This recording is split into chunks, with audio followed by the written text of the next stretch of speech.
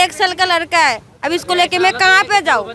अभी इतना जल्दी तो रूम मिलेगा नहीं, अभी ढूंढना पड़ेगा, अभी तकलीफ होएगा, खाने पीने का सबको तकलीफ है। अभी हम लोग काम करके दूसरे का घर के काम करके हम लोग खाते हैं। 600-700 जो लोग झोपड़े हैं, सबके सब लोग 3000 रुपए महीना सब देते थे? 3000 भाड़ा। नहीं, अब उसका नाम आप लोग को नहीं मालूम है किसको भाड़ा दे रहे थे? इसका नाम बोलेंगे तो इधर तूफान थे और पिंटू थे, वो दो मून मुकादम थे। उन लोग का मेन कौन था हम लोग को मालूम नहीं। ओके, तो उन लोगों के ऊपर भी कोई है? हाँ, इन लोगों ने इसको बसाया, इन लोगों को बसाया 3000 रुपए महीना दे करके, उस पे कार्रवाई होनी चाहिए। उसको पुलिस डिपार्टमेंट की तरफ से भी इसको संज्ञान में लेना चाहिए, क्योंकि ये लोग अपने आप नहीं आए। इनको 3000 रुपया दिया जाता है, इनको क्या पता ये गरीब है जो काम धंधा करके, घर काम करके, मजदूरी करके अपना जीवन यापन करते हैं। अगर बसने नहीं दिया जाता तो आज ये लोग जो खड़े हैं और खाने के लिए भी परेशान हैं, इनके पास खाना भी नहीं है। तो मेकिंग द डिफरेंस की एनजीओ जो है, एनजीओ की टीम जो है, इनको खाना पहुंचा रही है। जय हिंद दोस्तों, मैं हूं आफ्ताब खान और आप देख रहे हैं सिटी हेडलाइंस न्यूज़। दोस्तों, इस वक्त मैं उसी जगह पे हूं जहां के आज जो झोपड़पट्टी है उसको तोड़ा गया था एमबीएमसी की तरफ से। ये LR तिवारी कॉलेज के पास ये झोपड़पट्टी है, ठीक उसके सामने आता है ये झोपड़पट्टी। और कहीं ना कहीं देखने से ही लगता है, आप वीडियो स्क्रीन पे देख सकते हैं कि ये झोपड़पट्टी अवैध था। लेकिन मैं हमेशा से एक ही सवाल खड़ा करता हूँ कि अगर ये झोपड़पट्टी अवैध था, अवैध बना कैसे? यानी कि जिस वक्त ये लोग बस रहे होते हैं या जो लोग इसको बसा रहे होते हैं, अगर उसी वक्त इनको बसने नहीं दिया जाए, बसाने नहीं दिया जाए, तो आगे चल के यानी कि 2 साल, 4 साल, 5 साल में इस अवैध जगह को तोड़ने की, तोड़क कार्रवाई करने की नौबत नहीं आएगी। लेकिन ये सब भी इंसान हैं, आप देख सकते हैं, क्योंकि इनका झोपड़ा जो है पूरी तरह से तोड़ दिया गया है और ये पीछे ही रह रहे हैं। अभी भी ये लोग यहाँ पे रह रहे हैं। तो अगर तोड़ दिया गया है तो खाना बनाने का बहुत बड़ा प्रॉब्लम। तो मेकिंग द डिफरेंस एनजीओ को जैसे ही इसके बारे में पता चला कि यहाँ पे ये लोग जो है इस तरह से परेशान हैं और आज रात में खाना किस तरह से बनाएंगे, तो मेकिंग द डिफरेंस एनजीओ ने खाना बना करके इन लोगों को कम से कम रात का खाना पहुंचा रहे हैं। तो मेकिंग द डिफरेंस जहां भी ज़रूरत होती है वहां मेकिंग द डिफरेंस ज़रूर पहुंचता है। और उसी का ये एक एग्जाम्पल है कि मेकिंग द डिफरेंस एनजीओ की पूरी टीम जो है इन गरीबों को, जिनका झोपड़ा टूट गया है, उनको खाना बांट रही है। गरम गरम खाना देखिए इन सबको जो है दिया जा रहा है। तो कहीं ना कहीं ये लोग भूखे होंगे, क्योंकि इनका जो साधन है वो जो पूरा तोड़ दिया गया है, तो साधन नहीं है। आपका नाम क्या है? अजीजुल हुसैन। अजीज, ये जो आप देखो, ये तो अवैध है, इलीगल है ही। यहाँ पे आप किस तरह से रह रहे थे? क्या आप इसके लिए किसी को पैसे देते थे या खरीदने के लिए पैसे दिया था आपने? नहीं, जैसे भाड़ा देता था। कितना भाड़ा आप देते थे? महीना में 3000। किसको देते थे आप भाड़ा? इधर अपना सेठ है, वो लोग लेता था। क्या नाम है उसका? वो सेठ का तो नाम नहीं, सेठ का एक आदमी था। हाँ। वो लेता था पैसा। तो ये जितने भी लोग हैं सब भाड़े पे रहते थे यहाँ पे? सब भाड़ा पे। और सब लोग 3000 रुपए? सब महीना में 3000। 3000 रुपए हर महीने। कितने हाँ। साल से रह रहे थे यहाँ पे? अभी 1 साल हो रहा है। 1 साल से, यानी ये बस्ती एक साल पहले बसी है। और वो जो सेठ है उसका नाम नहीं मालूम है? नहीं, हम लोग को नहीं मालूम। आदमी है जो सेठ को जानता है, जिसको पैसा देता था? वो कितना रुपया महीना आप यहाँ पे रहने के लिए देती थी? 3000। किसको देती थी? वो है सेठ, जिसका थ्रू हम लोग आया इधर रहने के लिए, उसको देते थे। उसको देते थे। हाँ, कितने महीने से रह रहे हैं? अभी तो मेरा आके ज्यादा दिन भी नहीं हुआ, 3 महीना ही हुआ है। 3 महीना? हाँ।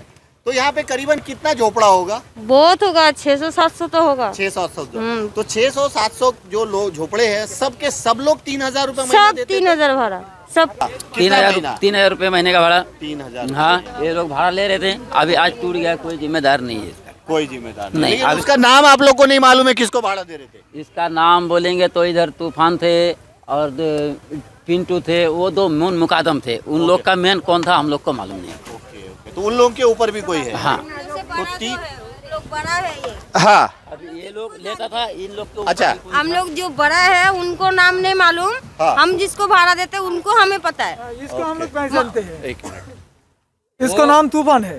तूफान है? हाँ। हम भाड़ा तो देते हैं। तूफान को आप 3000 रुपए हाँ, हर महीने और तक। तूफान किसी और को देता है? हाँ, वो किसी और को देता है। बिल्डर के साथ उसको क्या लेना देना है? हम हम हाँ, वो उसका मालूम था। टाइम भी नहीं दिया, सब काम पे था, अभी आधे घंटे में आके सब तोड़ दिया। 1 साल से ज्यादा हो गया। तो आप लोग मतलब ऐसे आते हो, कांटेक्ट करते हो, 3,000 रुपए महीना देते हो रहने के लिए, उसके बदले क्या क्या फैसिलिटीज देते हैं ये लोग? फैसिलिटी कुछ नहीं है, कुछ नहीं, पानी वो टैंकर बावरी है, उसमें पानी तो निकलता नहीं है, टैंकर से थोड़ा मांगता है। पानी आता है, टैंकर से भरना पड़ता है। हाँ। खाली लाइट है, झोपड़ा खुद बना के लेना पड़ता है। हाँ। 3,000 रुपए भाड़ा है, डिपोजिट 3,000 रुपए देगा तो वो मिलेगा नहीं। तो लाइट कौन देता है? लाइट यही जो जिसके पास हम लोग रहने के लिए आया ना तूफान करके, वो 3,000 लाइट के साथ में 3,000 रुपए भाड़ा लेते तो सबको लाइट देता है? सबको लाइट सबको मिलता है। 3,000 रुपए हर महीने भाड़ा भरना पड़ता है, और आएगा तो खुद घर झोपड़ा बना के लेना पड़ता है, अपने आप को पैसे खर्च करके बना के फिर रह के फिर 3,000 रुपए भाड़ा भरना पड़ता है। तो अभी तो तोड़ दिया गया है, अभी आप लोग कहाँ जाओगे? अभी वही अभी ढूंढना पड़ेगा किधर मिलेगा। अभी बच्चे को, अभी मेरा 1 साल का लड़का है,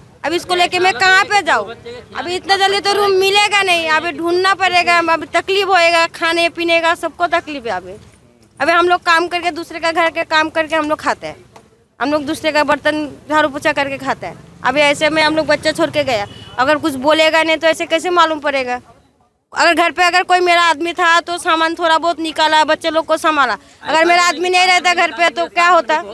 कौन निकलता? और उन लोग ऐसे भी तोड़ने के लिए आया तो घर पे घुसने नहीं दे रहा, सामान निकलने के लिए नहीं दे रहा, कुछ लेने को भी नहीं दे रहा है। ऐसा तो नहीं हो सकता। 10 दिन का टाइम तो देना चाहिए इंसान को। वाला था म्यूनसिपालिटी वाला, कोई भी था उसको 2 दिन का 1 दिन का टाइम देना मांगता है कि अपने घर से सामान निकाल लो, झोपड़ा तोड़ने वाले हैं। इसका कोई इंक्वायरी नहीं, कुछ नहीं, बस डायरेक्ट आके जेसीबी चला दिया, ऐसा थोड़े चलते। तो दोस्तों देखिए, ये जगह की मैं ये तो नहीं कहूँगा कि ये वैध है, ये पूरी तरह से अवैध है। और ये करीबन 1-1.5 साल जैसा बता रहे ये लोग, 1-1.5 साल से रह रहे हैं। लेकिन इसमें सबसे बड़ा सवाल जो खड़ा होता है कि ये लोग अपने आप आके यहाँ पे नहीं बसे हैं, इनको बसाया गया है। यानी 3,000 रुपया महीना ये लोग किसी तूफ़ान नाम के व्यक्ति को देते हैं। अब ये तूफ़ान किसी और को देता है तो आप समझिए, जैसा इन लोगों ने बताया कि 600 के आसपास इस तरह के झोपड़े बने हुए हैं जो प्लास्टिक पतरा ये सब डाल के बने हुए, जहाँ पे इनको पानी की सुविधा नहीं है। पानी ये लोग अपने हिसाब से मंगाते हैं, लाइट दिया जाता है। अब देखिए कितना बड़ा सवाल पैदा होता है कि इन 600 झोपड़ों में जो वो तूफ़ान नाम का आदमी है वो लाइट किस तरह से प्रोवाइड कराता है, क्योंकि लाइट जो है इन लोगों को मीटर तो दिया नहीं गया, लाइट का कनेक्शन तो दिया नहीं गया है। तो वो किस तरह से एक्चुअल में इस पे मीरा भाईंदर महानगर पालिका के आयुक्त को संज्ञान लेना चाहिए और उस बंदे पे, यानी इसके जो नेक्सस है, जिन लोगों ने इसको बसाया, इन लोगों को बसाया 3,000 रुपये महीना दे करके, उस पे कार्रवाई होनी चाहिए। उसको पुलिस डिपार्टमेंट की तरफ से भी इसको संज्ञान में लेना चाहिए, क्योंकि ये लोग अपने आप नहीं आए। इनको 3,000 रुपया दिया जाता है, इनको क्या पता ये गरीब है जो काम धंधा करके, घर काम करके, मजदूरी करके अपना जीवन यापन करते हैं। और 1 साल 1.5 साल से ये लोग यहाँ पे रह रहे थे। अवैध है तो मीरा भाईंदर महानगर पालिका के आयुक्त ऐसे जितने भी अवैध बांध काम है, अवैध झोपड़पट्टी है, उस पर कंटिन्यू तोड़क कार्रवाई कर रहे हैं और करते ही रहेंगे।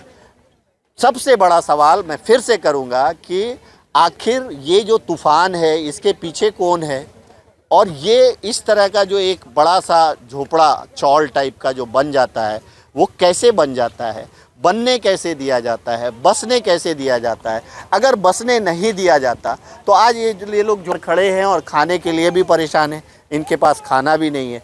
तो मेकिंग द डिफरेंस की एनजीओ जो है, एनजीओ की टीम जो है इनको खाना पहुंचा रही है, लेकिन एक एनजीओ इनको रोज़ तो खाना नहीं पहुंचा पाएगी, कितना पहुंचाएगी। चलो आज टूटा है तो आज ये लोग आकर के जो है यहाँ पे खाना पहुंचा रहे हैं।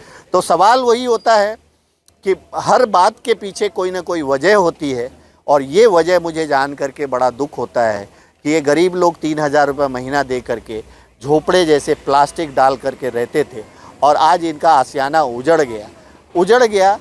तो इसका ज़िम्मेदार जो है, अगर उस पर जब तक कार्रवाई नहीं होती है तब तक इनको इंसाफ नहीं मिलेगा। अंत में इतना ही कहूँगा, आप सब अपना ख्याल रखें, एक दूसरे को दुआओं में याद रखें। Thank you so much.